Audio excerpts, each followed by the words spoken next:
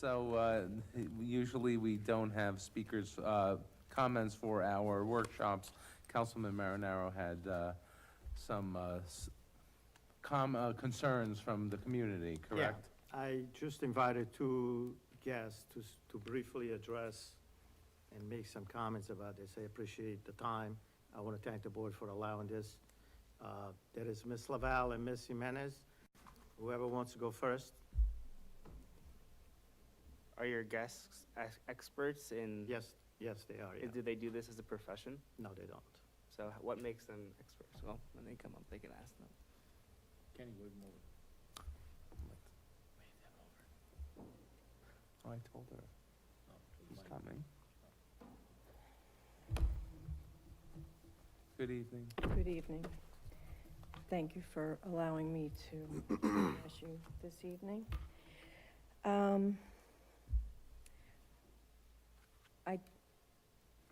I put together some information for you, and then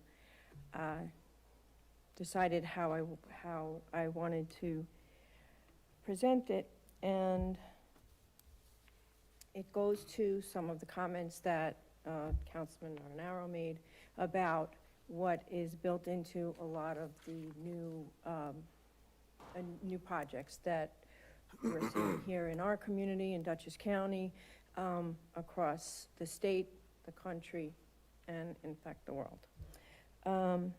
So I decided to start by considering why we're here. And we're here because you are elected representatives charged with making the decisions that affect our community.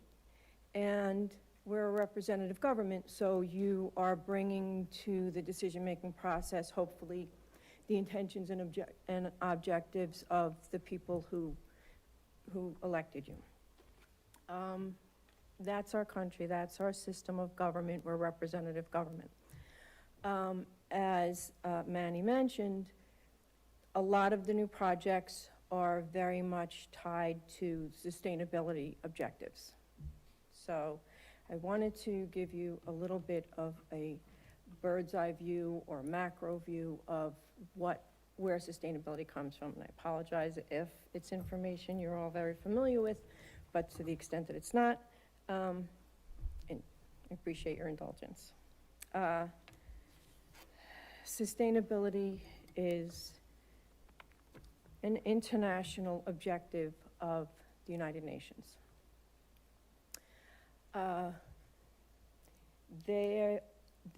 It is a product of Agenda 21.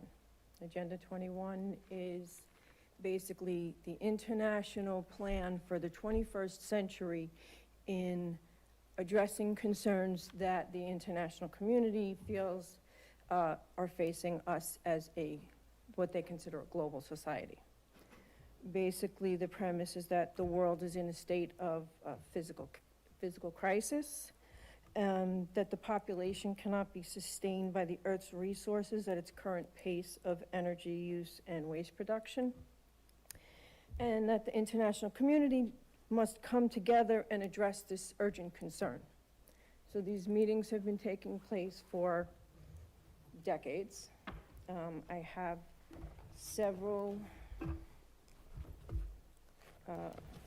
printouts that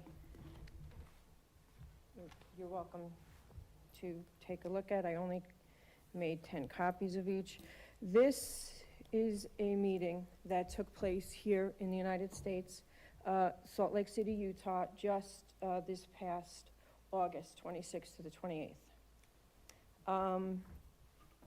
And this is an ongoing concern that the UN has, that they're constantly updating their goals and their agendas. Basically, they think the world is in a state of, as I said, physical crisis, and they've come together basically to clean it up.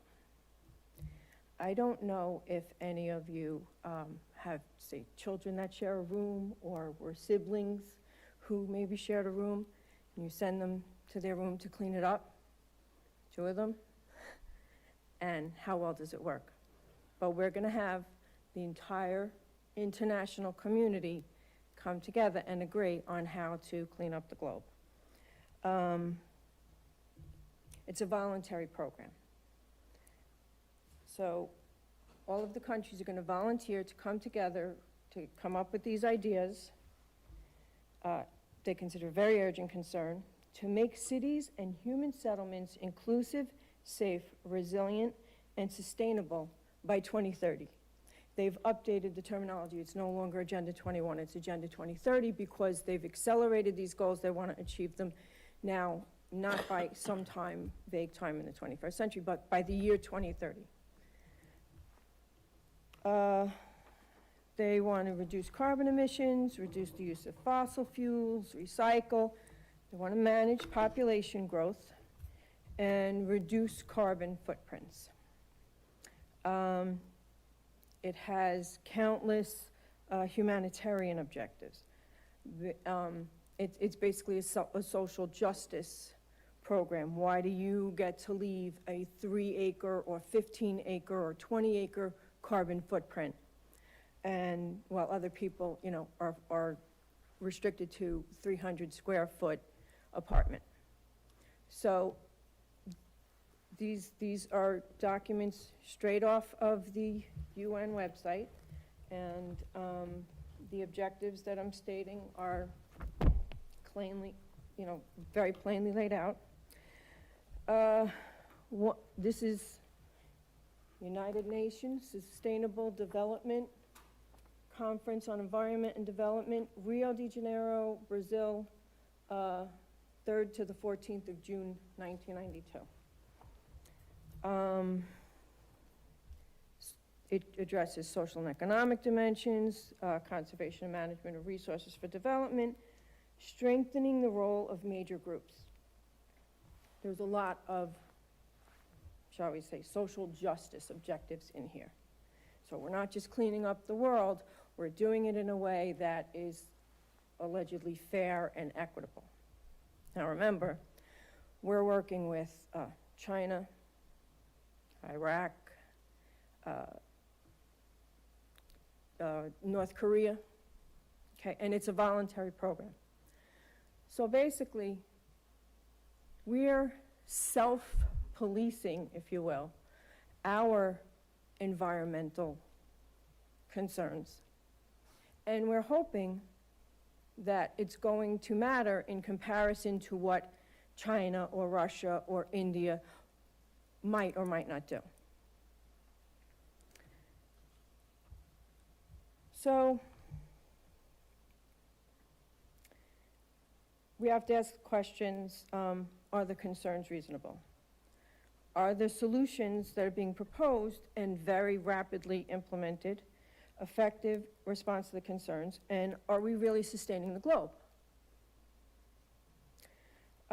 We're spending an awful lot of money. Everything, as Manny said, everything is now sustainable development real estate, the bike lanes are not to accommodate people who want to ride. They're basically an endeavor to get people riding bikes so they're not driving cars.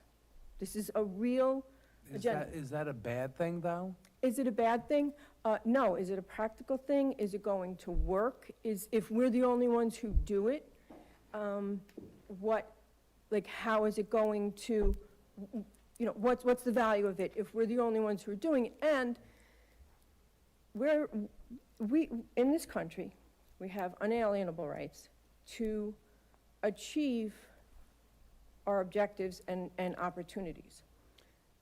So are we abdicating our property rights for the sake of sustaining the globe? And if we're doing that, have we really looked at whether or not it's potentially going to have a substantial impact? Or are we basically self-neutering our own property rights, our representation? Because once this is done, you know, we do shared services, okay? The more collective our services become, the farther our voice is from the decision-making process. So if we made a decision in the town, and the town shares services with all the other towns in the county. Now the decision's being made at the county level, and our town has, our voice has been diluted. But it Saves a significant amount of money. saves us a significant amount of money. It depends on what Okay, so, the shared service is. and And to what you're saying though, how's a non-binding agreement going to cause any of this? the fact that it's non-binding doesn't change the question of whether or not it's effective, right? So what I said is, we're self-neutering, we're limiting ourselves in terms of property rights, in terms of voice in the decision-making process for the sake of sustaining the globe. Are the decisions really lending themselves to sustainability or not? But these guidelines that we're being asked to consider for the board to adopt, let's talk about the bike lanes. We have probably one of the best assets culturally and physically is the Dutchess Rail Absolutely, Trail. yeah. And many of the applications that come into the town planning board that are located in close proximity, without the town asking, they're providing access to the rail trail, because I go out there on the weekends and, you know, there's a lot of people on bikes and everything, so they like that I'm not aspect. suggesting. The other thing is, we have several communities in the town that were developed in the 50s and 60s, where there was no regard given for water runoff or where the houses were built. And now, those communities are suffering badly. You know, Well, we get where a lot they of are complaints that about drainage. because of So one of these principal, development one of these has- guides says, try to contain the water on the property and not just discharge it on adjoining properties, so. I'm not suggesting that there are no benefits. benefits or no reasons not to engage in some shared services. What I'm saying is, it's important for us to recognize what the real objective is, where the concept is coming from, you know, who has interest in it, and is it really a local concern, and are we truly representing the concerns? We're talking about changing the entire landscape of the county. And we're talking about it in localities. Every time we build a house. I'm sorry? We do. We do that every time we build We a house. do. We do. But with regard to the grants that are coming down, they are all tied to this sustainability objective that's coming from the UN. So all I'm saying is, look Be at careful. who's really driving this process. Ask if the objectives are really serving the community. Ask if you want this, because quite frankly, this agenda is so, it's so aggressive. It's so broad. So few people know really where it's coming from, okay? They But refer, it's voluntary, like. But I Okay, think you're can- talking can- about can I- this agenda, you mean Agenda 21? Agenda 21. Okay. Which is Right, not, no, it's no. not a treaty, and it's also Okay. non-binding, Agenda 21, correct? It's not, but meetings are The taking, UN is the most toothless organization. it's absolutely not toothless. It's an Okay. absolutely, it's the most toothless organization around. I beg to It's differ. absolutely This- toothless. Okay, It's the biggest waste of money we have in this May I- country is the may I- UN. Let's keep on May I point finish? about what we're Okay. here for, the reasons are Okay. for the compact. so this is, this took place, as I said, Salt Lake City, Utah, 3 weeks ago. Okay? Many of you know, I was on the school board for a short time. Okay, my concern and my platform in running for the school board was Common Core. Common Core is a product of Agenda 21. It is the same voluntary participation, okay? And the federal government offered all of the states, when they were desperate for money, a pittance, $11 per student in Wappingers, to sign on to the entire Common Core program. Massive data collection, you know, Could we dictated. just stick to the point Okay. with the compact? The Because I don't point- want the to have a point- political That's event fi- here, yeah. No, my point is, voluntary isn't always voluntary. Grants and funding come with conditions. All the time. And I agree there with are- you, that okay. they do, but unfortunately, in our society, you live in Hopewell? I was gonna say, may I ask Do you one drive last through Hopewell? I do our drive through downtown? Hopewell, I work in So that's Hopewell. a $7 million project for those two roundabouts to be happening. This town board cannot ask the residents of this town to pay for that. But they have to every day drive and not be happy because of the traffic conditions on 82. So we are practically applying for every grant possible to help our residents be happier and help fix the traffic conditions here. Without the grant, we're not gonna fix our traffic condition problems. All I'm saying is, be careful, because grants are often bait.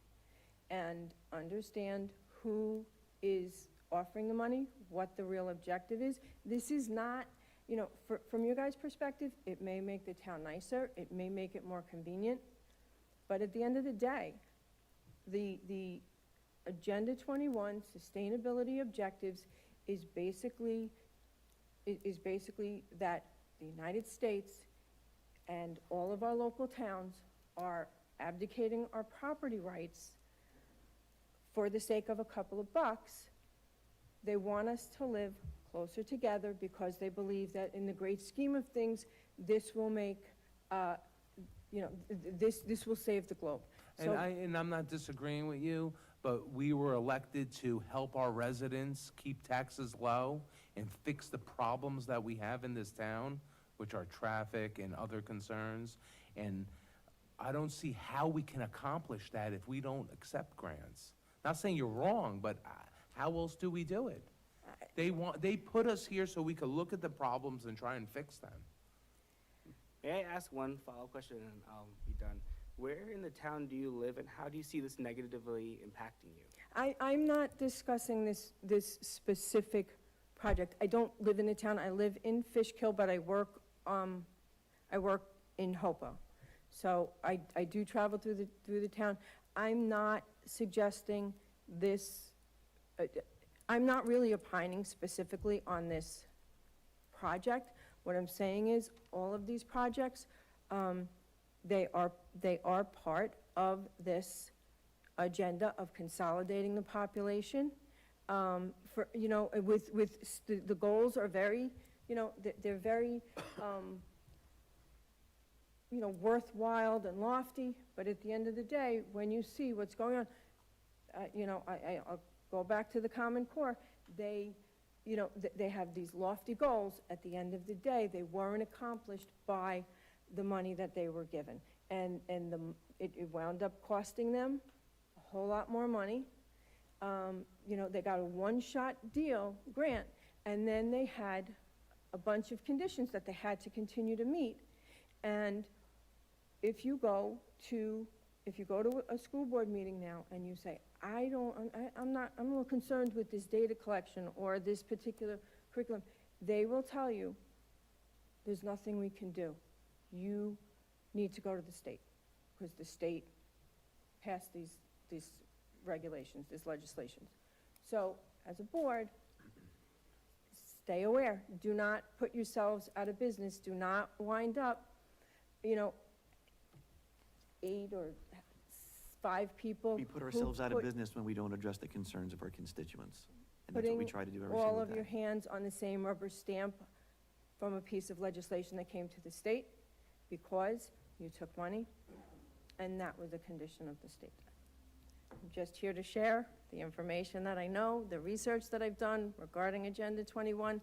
I'm not accusing anybody of anything. I'm not challenging anybody on anything. I'm sharing with you that there is an agenda, a very serious, powerful, highly financed, highly promoted agenda that if we as a community, as a state, as a country, as a representative republic don't recognize the risks that we're putting ourselves at, we're making long-term decisions that affect the communities, and the future. Thank you, and